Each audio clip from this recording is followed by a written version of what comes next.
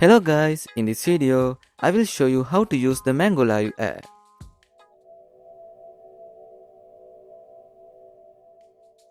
First, install the app from the Play Store and open it. Then you will see several sign-in options. Choose any options you prefer and create your account. Once your account is created, you can follow the recommended users, so skip them. After that, you will arrive at the main screen. You can watch the live stream from different creators in here. In the Explorer tab, you can discover new users and streamers from different countries. The Messages tab shows all your chats, and the Account tab contains your profile and account settings. If you want to start a live stream, tap the purple camera icon and allow the required permissions. In my case, I received an error because I haven't applied to become a host yet.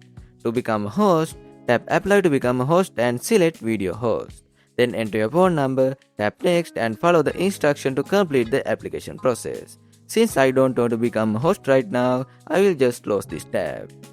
That's it for this tutorial. If you found it helpful, so don't forget to subscribe for more videos. Thanks for watching.